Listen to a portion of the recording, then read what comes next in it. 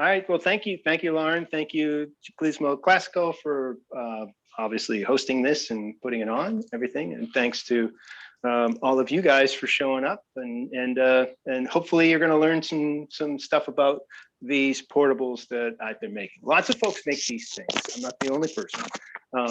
What I really want you to take away from this class. Hold on one quick sec.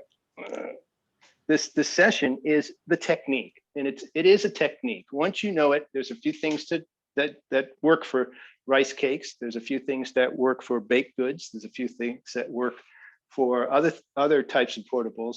And then there's a way to wrap them. Those are the techniques that I'm going to be going through to show you how to do this.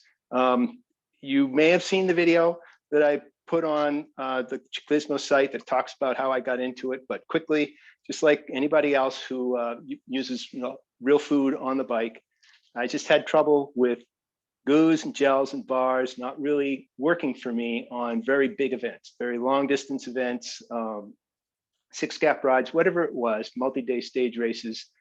I would get gut rot or other digestive issues, and eventually just sort of came to finding these portables through like the Scratch Labs folks. So and then got into it big time. And so since I work in a professional kitchen, I try to riff on these things, and I'm going to encourage you guys to do the same thing after I show you what's going on. So there's two main things that I'm going to cover. One is these rice cakes, and the other thing is baked goods. And there's a whole bunch of different kinds of things for each of those. Let me show you some of the things that I've been working on lately, and that hopefully I'm going to be able to demo all this stuff tonight. So rice cakes, I'm going to start with that. This is the rice cake that I'm going to make. This is a sandwich style rice cake. There are two different kinds, really. Sandwich style, where you basically make, starched rice, sushi rice, and you make it like it's bread, and then you put stuff in the middle, and you can put just about anything that you enjoy in the middle of these things. The other type of a rice cake is a fully blended one. This one here is so in this recipe. This is what I call Blake's special. This sandwich one, and it's got blueberries and peanut butter and honey, and coconut, all of that sort of thing. We're going to get to that. The other type that I do is these blended ones. This is one that I made that has espresso, lemon juice, a little salt, sugar, some chocolate chips that are all chipped up, and covered with dusted with lemon zest on top. And so this is like you don't get a lot of caffeine because you use very little coffee, but you definitely get an awesome coffee flavor. The other things that I do are these things called pasta nests. And these are made in a muffin tin. There's two different kinds. There's a non-vegan kind that is made with eggs and pancetta. And there's a vegan type that is made with tofu pancetta. And I'm going to show you how to make that. And instead of eggs, it uses these flax eggs, flags, basically, for the binder. We're going to get to that too. My latest favorite over here is hodok. This is a Korean pancake. It's a Korean sweet pancake. It's pretty darn cool. Basically, it's this dough. It takes about an hour and a half to get that dough made and get it to rise and everything. And then it's filled with various things. And in this case, it's got cinnamon and brown sugar and pecans in the middle. And I put some black sesame seeds in there. So there's a savory version that I'm working on that has sweet potato and cumin in it, and it's going pretty good, but I'm still working on that particular recipe. And then finally, there's this is not my recipe. This is a caffeine kick cake. This is by Hannah Grant. She is a chef that has worked with Saxo Bank and Orica Scott. She has been a team chef for those guys for years, and this is made with beetroot, red beet, oatmeal, eggs, and it uses dates for sweetener, no sugar at all. It's all just basically put in a food processor, and then you bake it, and it comes out to this, and it's just that thing. I'm telling you, when you bite into it, you go, it's not going to be good. You go, oh, I want another bite because it's really good. But these things, they go between sweet and savory. And I always try to make for a big event, especially if it's a multi-day race or just a very long day, I try to make a sweet thing to carry and a savory thing to carry. And the reason for that is that throughout the day, you get tired of a single bite, a single taste. You know, the same goo or gel throughout the whole day is not going to work for you either. You know, you get tired of it and you're going to stop eating, and that's really bad. So I always try to make something that's on the savory side and something on the sweet side, pack them up and take them with me. And in my case, I tend to start with the savory stuff and go to sweet later in the day. But you got to try and test what works best for you. Other folks really like to get salty later in the day after they've, sweated out a lot of electrolytes and they're craving salt, they're craving potato chips or something like that. So do make both types of things and do test out what works best for you. Then finally, the other thing I'm going to do is get into the wrapping. That's a technique, and it's really just, it's basically wrapping a Christmas gift. And you can wrap anything once you know how to do this thing. You can wrap Snickers bars, you can wrap donuts, you can wrap French fries. I don't care what it is. You can wrap anything you want to take with you. But it's a cool little technique. And there is one difference between doing baked goods versus rice cakes, and I'll get to that a little later.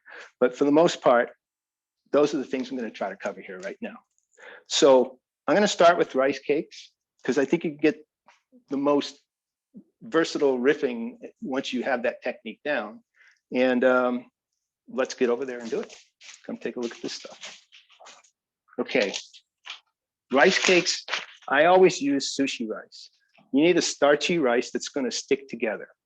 You can use jasmine. I've heard jasmine works. I've not tried anything but sushi, but I know that brown rice won't do it. It won't get sticky enough, and basmati won't get sticky enough either.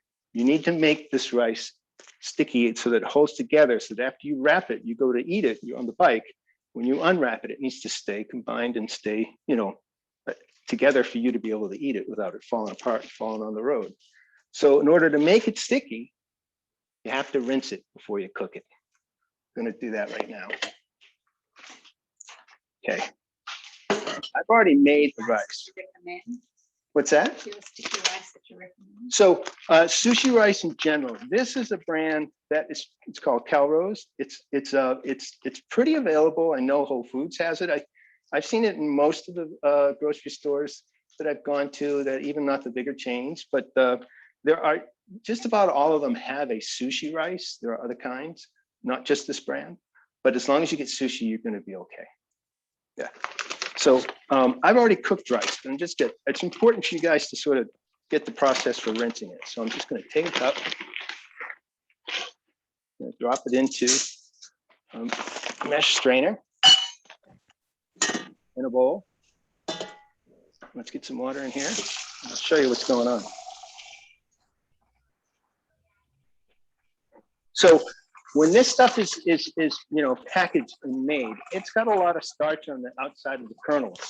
And as it, transported and put into the bags and everything else, that rubs and that dust gets on the rice, and it will keep it from sticking if you just go ahead and steam it right away. So you can see that this water is very cloudy, right? So I need to get all that off. So what I'm going to do, and it will take about maybe 4 cycles or so, is I'm going to use my hand in the strainer, keep the water going, and just cycle it through until it's completely clean.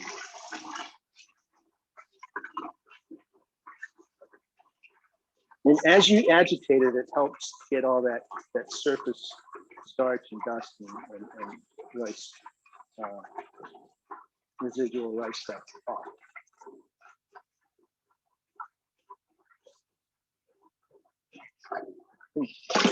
Dump the water, keep going. I've got a very small batch here, it's like just a cup in this. If you do a bigger batch, so if you're going to do 3 cups worth of rice, it may take you about 3 or 4 minutes to get that rice going. So you just keep going until the water runs clear. So when it comes to volume, I'm going to send you guys recipes after this is done. And they're all going to say 3 cups of rice, 3 cups of rice, 3 cups of rice. That's about what you would use to make like a 9 by 12, Pyrex pan or a pan worth of cakes. And that comes out to roughly about 15 cakes.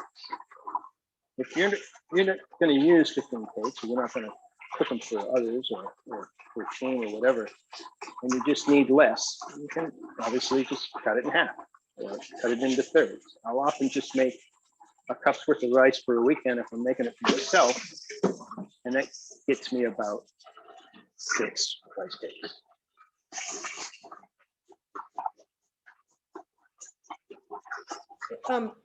Paula, do you want me to shout questions to you as I see them in the chat? Yeah, absolutely. Why not? Can the rice bars be frozen? We are getting lots of snark. But Oh yeah. I'm going to say the good questions. No, you got it. That's a great question. Comes up all the time, and that's one of the reasons I talk about the volume thing. Is, the first time I did this, people were making like big batches of rice, and they made all these rice cakes, and they're like, "Well, can I freeze them?"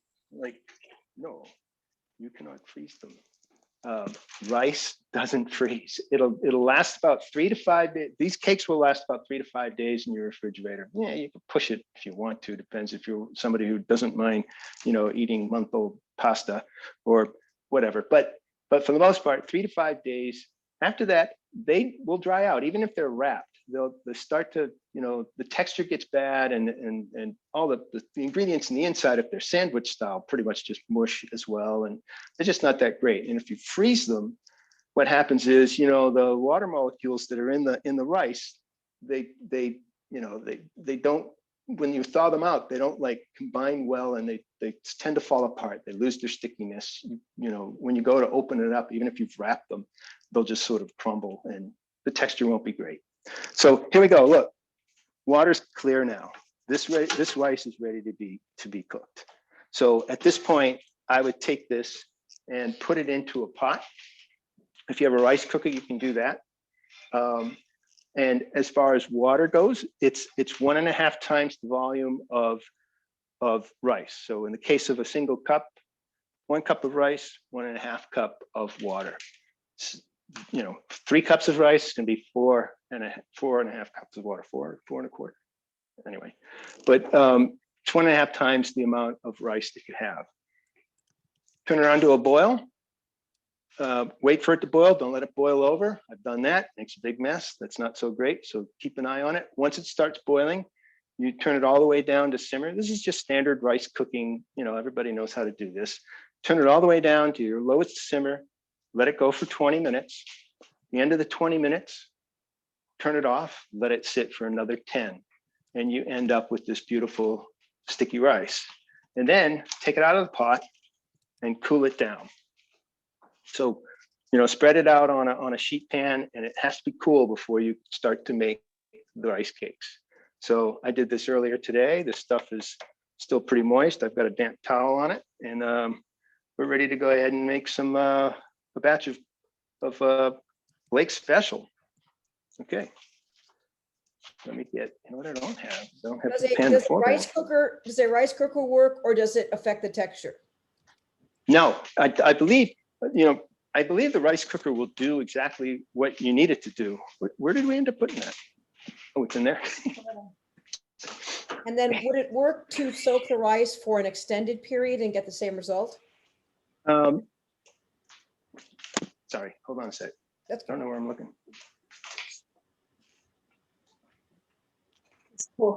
Talk.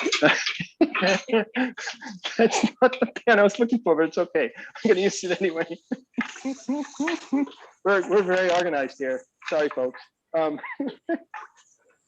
was that question? Okay, question number 1 was, does a rice cooker work, or does it affect the texture? No, it does work. Rice cookers definitely work. The guys who are doing this stuff, like in the Tour de France, they have like 5 rice cookers in that bus, and they're cooking rice all day long. Yeah. Do you cover the rice when it cooks? Yes. You have to keep all that water in. So the water that's in it, you're going to take it to a boil. that would be, it would steam, and if you left the lid off, the steam escapes. Now you've got a lot of water that's not making its way into the rice kernels. So yes, covered. I forgot to. And talk about would that. it work to just soak the rice for an extended period and get the same result? No, you definitely have to agitate it to get that residual stuff on the surface off the rice kernels. You can't just like put it in the water and walk away. You have to actually clean it. You have to actually physically, it's not going to get clean by itself. Also, if you go ahead and, pre-soak it, you're going to definitely affect the texture when you go to finally cook it in the pot. So, because it's going to absorb some of that water, and then you're going to add, you might end up with a bit too soggy rice. So really just do what I just did pretty much. Okay. Put it in a strainer, give it a good agitation, cook it up, and you're ready to go. So at this point, once you've got the rice cooked, it's an assembly project. There's really no more cooking to these rice cakes at this point. So if you're doing a blended one like I did with the coffee, you're just going to take the amount of rice that you want, put it in a bowl, and start seasoning it with coffee and all the other stuff. This particular batch, I'm going to take about a third. Yeah, maybe about this much. Get it into a bowl. You can see it's already kind of sticky, but I'm gonna add some stuff to it that's gonna loosen it up first, and then make it bind even tighter.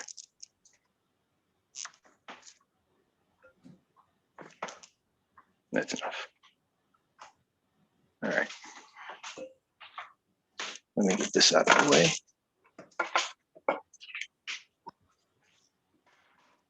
Pawley, at some point you have to tell the story of your name. When you have a minute. That's when I have a minute. Okay, It's not that funny.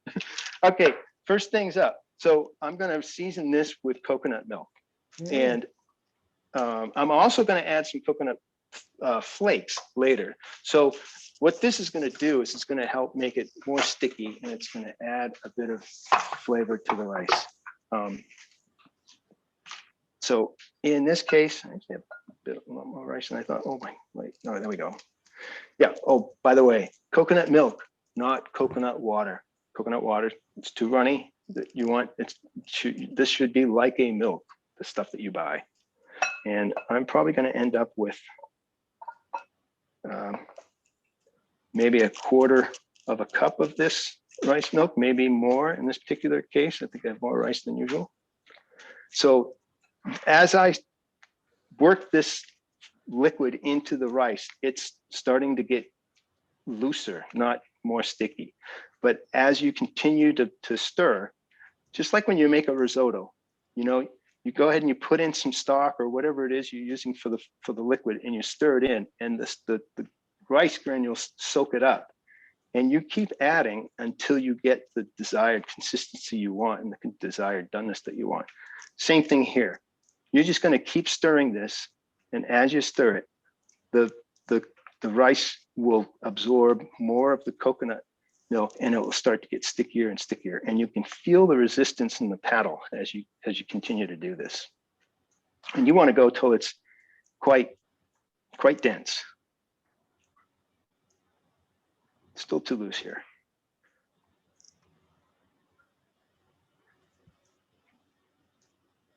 Okay, now I can start to feel it. But also, you want to taste this too. I'm going to keep going. Let it go till I get it to the density that I want, and then taste it. I always tell people are always like, how much do I use of this? How much do I use of that? In this case, this is all to taste. Everything you do here is how you like it. So, I always say, don't put an ingredient in that you can't actually taste in the final product. So if it's not enough coconut milk, I'll add more. But here we go. I think this is getting pretty thick now. Someone commented that it looks more like yogurt than milk, the coconut milk, in terms of thickness. Yeah, it is actually thicker than milk, but it's not yogurt thickness. More like cream. Yeah, it's more like a cream almost. In fact, I think I've even seen cans in other places like South Africa, I think it's labeled as coconut cream, not coconut milk. Mhm. So this is pretty, Your videographer is getting kudos. yeah, no, we do this all the time, and boy, she knows her stuff. Also, she's like, what are you going to say? What are you going to do?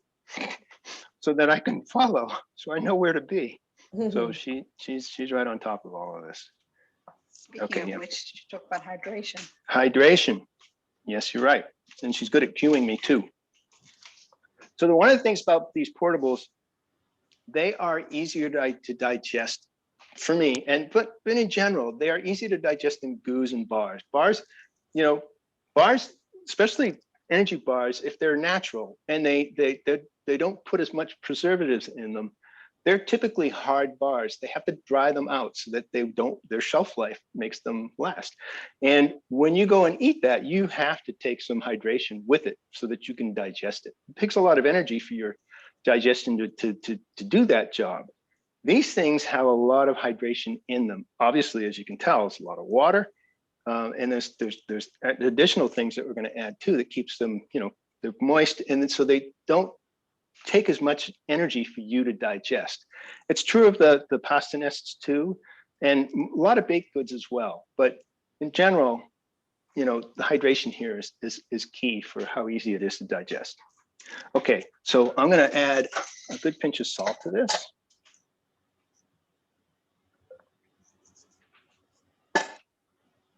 Well, now it's really thick. You can see my paddles bending big time.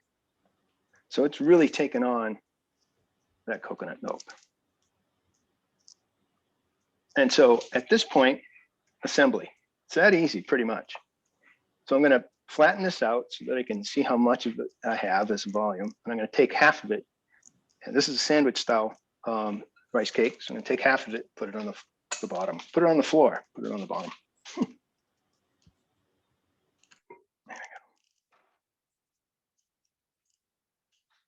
You want it to be about as thick as a thick slice of bread, I'd say. And so this won't necessarily fill this pan. I'm not worried about that. But, if I had taken more rice, it would. Flatten it out.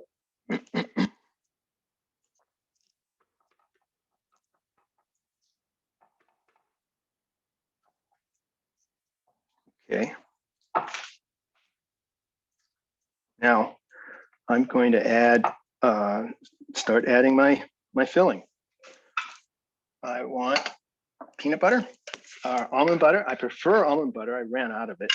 But when it comes to nut butters, one ingredient only, the name of the nut. It's the only thing you should see on the jar. You shouldn't see any, sugars or preservatives or, any other stuff. Just basically, and if you can grind your own, some stores let you do that. That's a good thing. This is a great combination because you're basically making Blake basically riffed on a peanut butter sandwich that has coconut and no jelly, just blueberries. So that's kind of where this thing comes from. Is that your preferred brand? You know what? I do like this brand. I tend to try to find the place where I can do the grind your own kind of thing. But this is a pretty good brand, Teddy. I like it. There's a bunch of good ones actually.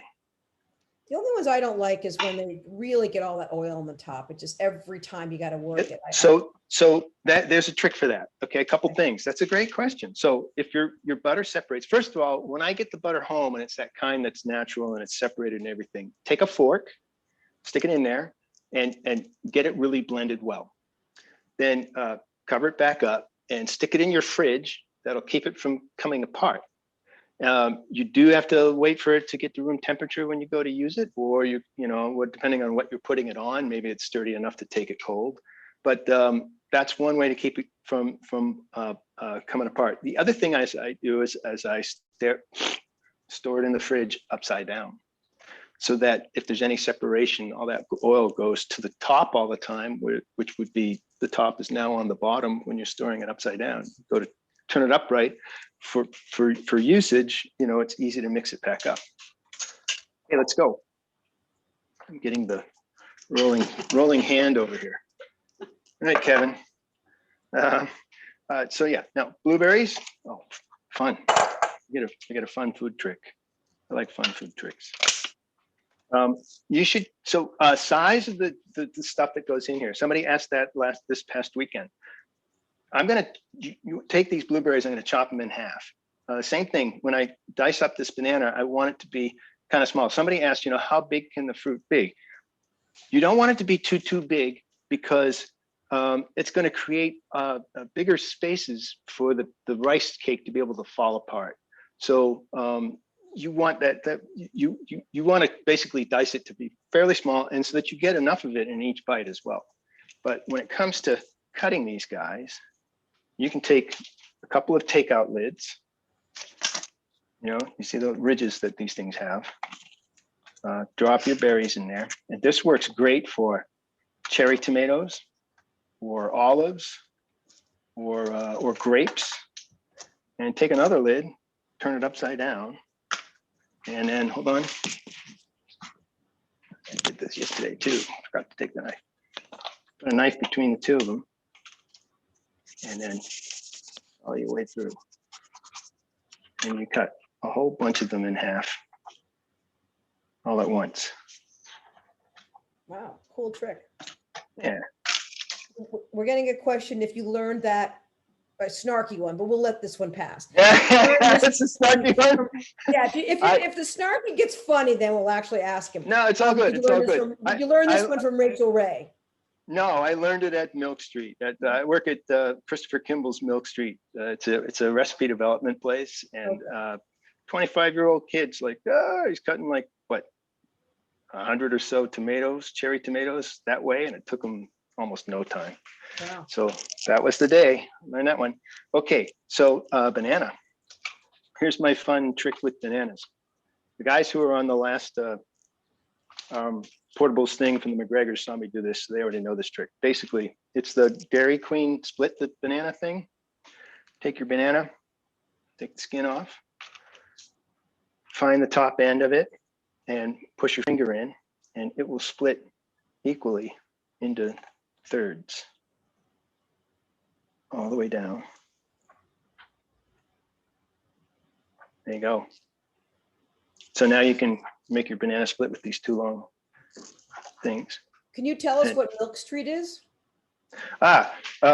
Milk Street is it's a food publishing place. So Christopher Kimball is a Boston-based food publisher, and they have a TV show, they have magazines, they have a podcast, online website, the whole deal. And they basically are recipe developers. They write books and print them, and it's all basically food publishing. Oh, cool. Yeah, it's a great kitchen. A lot of great people. I have a lot of fun while I'm there. So I'm going to cut these to be smaller. Is that located in Boston? It is. It's on Milk Street. Actually, that's why it's called Milk Street. Mm-hmm. I'm just gonna put a link into the chat. Yep.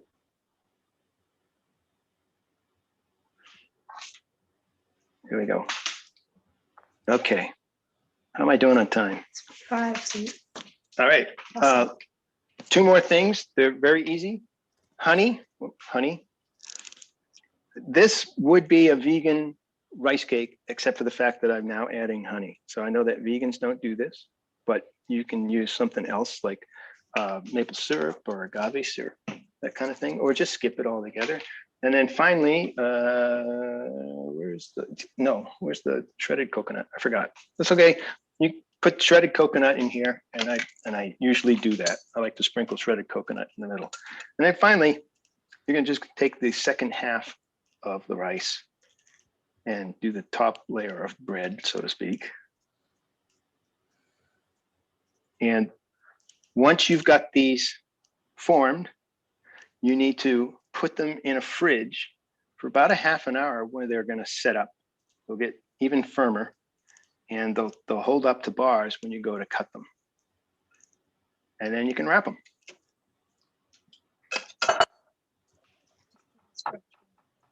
Yep. Okay, so let's go over to the bar that I've already completed. So again, this now goes into the fridge. Cover it with like a plastic wrap. Put it in your fridge. Let it sit and form up for about a half an hour. Let me get into the wrapping of this stuff. Yeah. So there's a couple of techniques for wrapping these portables. There's not a couple techniques. The technique is just one technique, but there's a couple of materials you can use. There's the stuff that I talked about in my video, the pan lining paper. Basically, this stuff is parchment on one side and tinfoil on the other, and it's glued together. It's a single product, and it's great. It works really great for rice cakes. It's not necessary for the other stuff, but if you use just straight up tinfoil on the rice cakes, when you go to unwrap it, the stickiness of the rice is going to stick to the tinfoil, and it's probably going to fall apart on you. That's happened to me a few times. So this kind of thing is a better way to go if you can get your hands on it. I think that this has been discontinued because I've been looking for it. I used to buy it for like $5 for this big roll, and you get like 60 sheets out of it. Now it's like $30, so I think it might be a discontinued product. The guys at Scratch Labs make it as well, and it's like $5 for a package. They've already got tinfoil, which has got their branding on it, and then parchment on the other side. Same thing. This is pre-cut. You don't have to cut the stuff yourself. I was going to show you how to cut up a big roll, but I'm just going to move on because I want to cover more stuff. But in general, you're just going to take the rice cake that you've made, put it in the middle of the paper on the parchment side, and I tend to I'll fold the top edge down like that. I won't go here. Take the bottom side and go to about 3/4 across the bar. Take the top side, fold it down, and now you can see I've got parchment on this little fold up part, and that's going to allow me to write what the heck this thing is, because once you make a whole bunch and you cover them, you can't tell what's in there. So once you get these two folded together, push down into the sides of the food, and you can see this top edge pops up and this top edge pops up. There's these little wings here. See where my thumb is on each side? So push down, these things pop up. You push the wings to the center, like you're wrapping a Christmas gift, and then you fold these tabs back. And this is a great package that goes in your back pocket when you're riding. No worries, it's perfect. The tinfoil keeps the moisture in so they don't dry out and everything. And when it comes time to eat it, take it out, open the flaps, take your thumb, put it under the writable flap, and then take a bite. About beeswax wrap. That's correct. I've heard that works good. I have one and I haven't tried it yet myself, but and I think the other thing about those is they're reusable, of course. These are reusable too, but not forever. I've washed these off and used them again, but they don't last forever. Okay, let me go get on to some of the other stuff. We got 15 minutes left. Oh wow, I'm not going to get to a lot of stuff. Darn. All right, so I'm just going to go ahead and talk about these pasta nests real quick. All right, I have 2 different versions, and I'm just going to talk through them. Okay. Really, the big reason is because I know that there's a lot of vegans out there, and with these pasta nests, the normal omnivore, vegan version has pancetta, has pork, has eggs in it, Parmesan cheese if you want, that kind of thing. I came up with a version that is fully vegan, and basically for a binder, instead of eggs, it uses flax eggs. They're called flags, basically. And you just combine some flax meal with some warm water, you let it bloom, and it becomes nice thick. Look at that, it's plastic on top. I didn't even know that. Okay, McGregor's, I know you're gonna give me some grief about that one. But it's, the consistency is, it's great. It's very much like, egg yolk kind of thing. Add a little baking powder to that. And then you'll take that, put it into a bowl with the pasta. I'm gonna just do that real quick. I don't have to necessarily show the whole process, but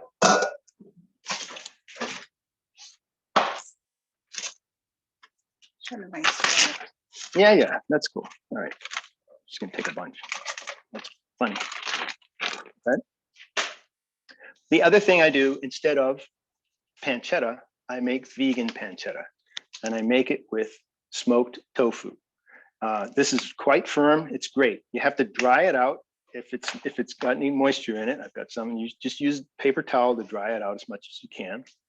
Chop it up into small dice like this, and then you're going to toss it into a marinade. And this marinade has soy sauce, paprika, garlic powder, a little bit of tomato puree, salt and pepper. Just toss it up and then saute it in a pan, just like you're going to saute the regular pancetta. It takes about 10 minutes or so to get that cooked up. This is what it looks like when it comes out. I add a little cornstarch as well to give it a little crispiness. And so when it comes to assembling these guys, you're going to take the flax egg flag and put it in with the pasta. And add some of the pancetta, vegan pancetta. And if you're doing the omnivore version, same thing. Instead of the flax egg, it's a regular egg. Instead of vegan pancetta, it's regular pancetta. I usually put a bit of basil in. You can chop this up. I don't have a knife, but okay, look, it's chopped up. and then just toss it around to combine everything, and try to get the strands coated as much as you possibly can with the egg, no matter which version it is.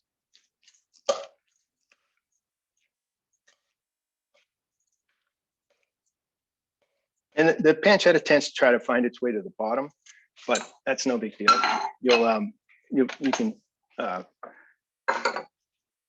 put some more on at the top when you go to put it in the container. So I tend to use my tongs and my fingers for this part. Basically, you're just going to swirl these into a pre-sprayed muffin tin.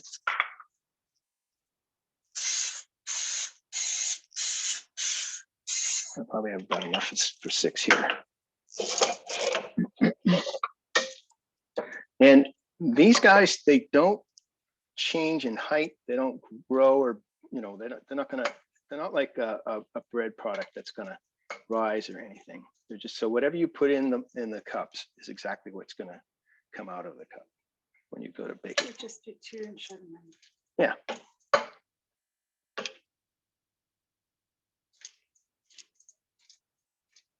Yep. So, and then you can put some cheese on top. You can add some more pancetta. I use, when I'm making the vegan version, I'll put some nutritional yeast.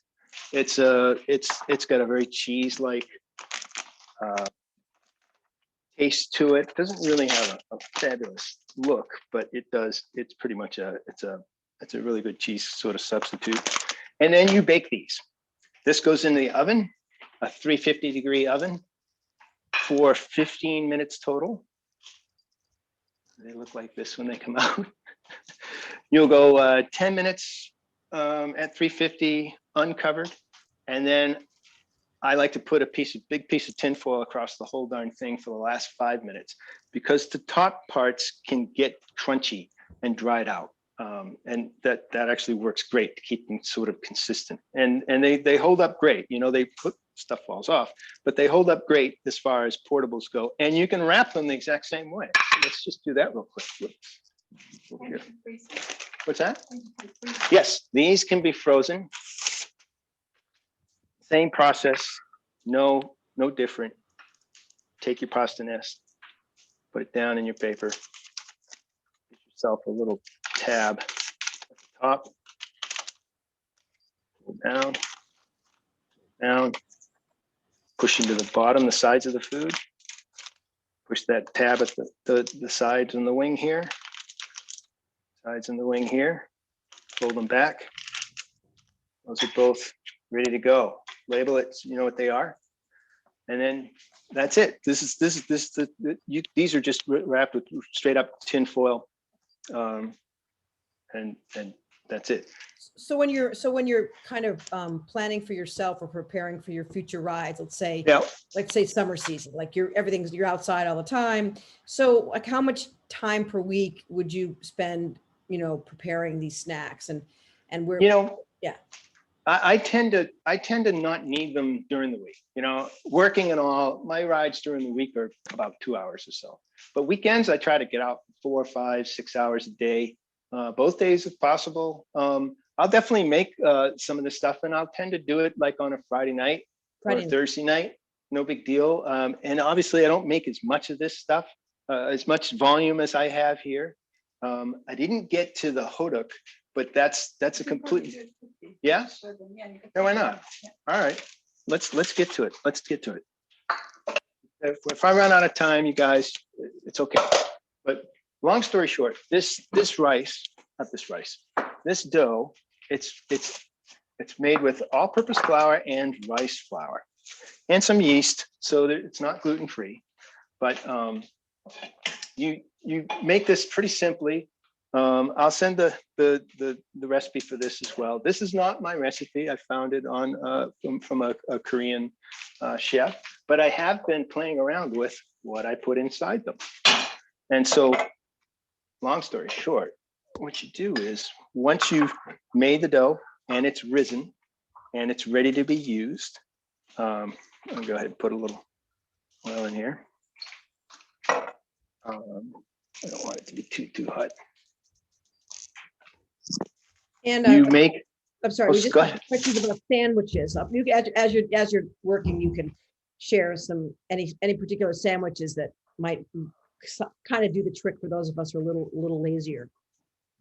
Sandwiches for what? Sort of the same idea. Like what sandwiches, if you had to pick a sandwich that might serve the purpose, what would you pick? You mean not a sandwich style rice cake, but an actual sandwich? Yeah. Well, come on, man. I mean, like, didn't French baguette and with cheese and hams, like work for everybody in the planet in the old days with the Tour de France and all? Right. But yeah, I don't. I'm a peanut butter and jelly guy. Yes. So that's why I sort of make my way towards these peanut butter and honey and peanut butter and blueberries and peanut butter and fruit in a lot of the rice cakes that I make. But I tend to not make sandwiches. If I'm going to make something, I guess a sandwich is quicker, of course. And so I do that every once in a while. And if I need it to be that quick, then I'm basically just going right up with like almond butter and jelly, and that's kind of it. Right, me too. Yeah. So back to these hodok. Once you have this dough made, I've got sesame seeds in here. There's some salt, and of course, it has to rise and do its thing. Once it's ready, you make fillings. So this is brown sugar. It's about a 1/4 cup of brown sugar. Good, maybe a tablespoon of cinnamon and some chopped pecans. And this is the sweet version. This is the version that I actually found online and just made it as is. I mean, is it spelled Hoda, like Hoda? It's HODDUK. I have seen it with other letters in there too, but this particular website that I found is just HODDUK, Hodok. I don't know if I don't even know if I'm pronouncing it right, but anyway, and then I've been ripping with trying to come up with a savory version, and this is sweet potatoes with curry powder, a little bit of bacon, a little bit of brown sugar, And this is pretty good. This is my best attempt here so far, but I'm still playing with my own savory version. And I don't know if it's still called a hodok once you do something that's not sweet. So, sorry, I need to get spoons. And I need a spatula. All right. Okay. So at this point, what you'll do is you'll just take some of this dough and you'll put some oil on your fingers and your palm and then flatten this out. Spread it out.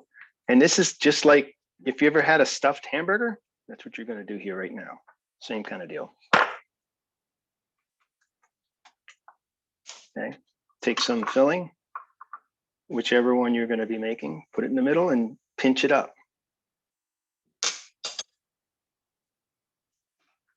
And these can be baked as well as pan fried. I'm going to pan fry this because it's quicker, but no problem. I put these on a big sheet, on a parchment paper on a big sheet, and bake them up 350 for about 18 minutes or so, and they come out great.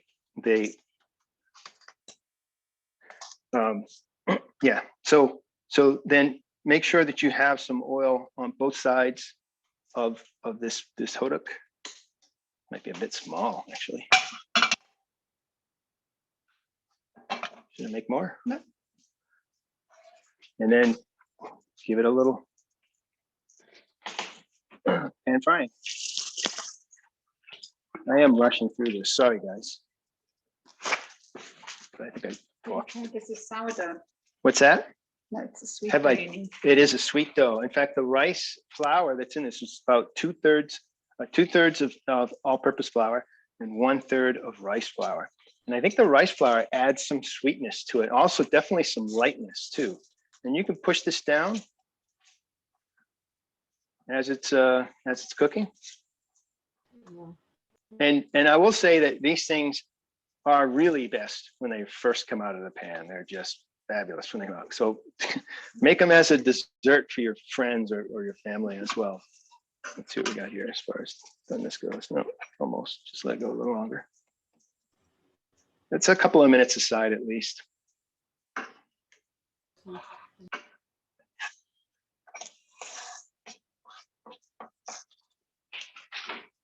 And you want that brown sugar and everything inside to get gooey and melt. So it's not a bad idea also to like maybe just put a lid on this for a minute and just let it, really steep.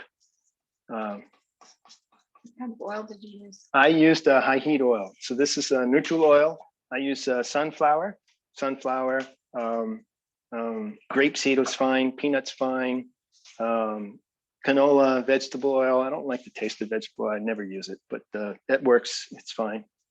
But yeah, a neutral oil, not olive oil. It's good. It's going to be too rich, and smoke point's too low. So that's kind of it. Yeah.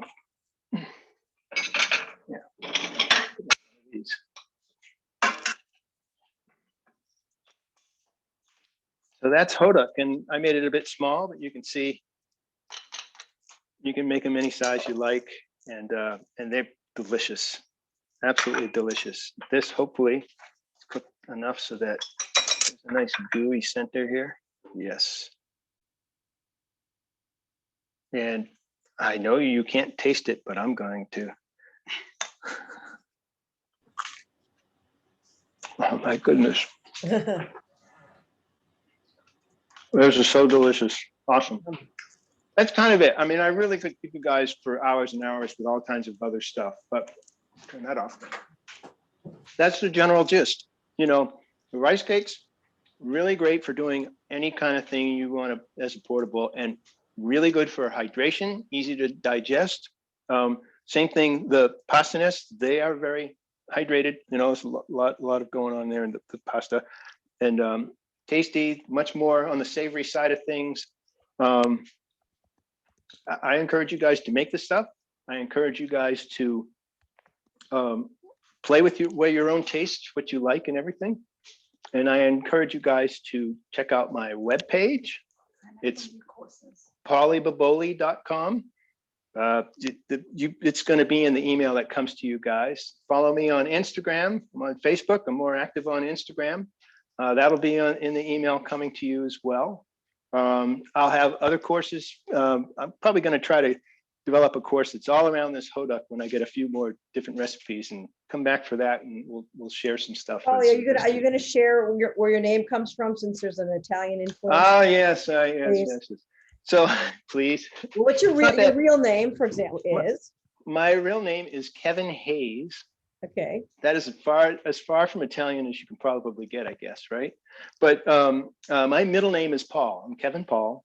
And my wife, when we were first dating and got together, she started calling me Pawley, but she called me Pawley like, Rocky does on the Rocky movies. Hey, Pawley, how's it going? Where's your sister? Where's Adrian? And so that stuck. And then years later, we went to Italy, and we went to, I think, Florence and to the Boboli Gardens, and I dragged her through it. She didn't want to go. So she started calling me Pawley Boboli. And then the internet came, and we all got jobs, and we all got email addresses. And I needed something that wasn't for corporate stuff, that I would use for buying bikes and, other things and stuff. And so I came up with pawleyboboli@gmail.com. And when I started riding with the bike groups, with the McGregors and all my bike clubs and everybody else, that's the email address I used, because I wanted to keep it separate from work. And so I would show up to events and things and rides, and somebody would say, hey, Kevin, such and such and such and such. And other people would be like, I thought his name was Pawley. And it's a great Clark Kent alter ego that I enjoy playing with. And it's become my cooking thing as well. All the folks at all my cooking jobs know me as Pawley Boboli as well. Well, great. Well, thank you so much. I'm going to unmute. You guys can all unmute yourself if you like, if you want to ask any questions directly to Pawley, or say anything. You can unmute yourself, and if you're going to take off, ciao. Again, you can join us next week for our trip to the Molinello and making lavender, and then the following week to bike across Italy. And anyway, you can check our event schedule. So tomorrow we'll send you an email that'll have the recipes. It'll have a donation tip box for the host and Ciclismo. That'd be great. And these events are all free, but we appreciate your tips. And you'll get some information about next week's, the following week's shows. So you can unmute yourself and say hello if you'd like. You just have hello, guys.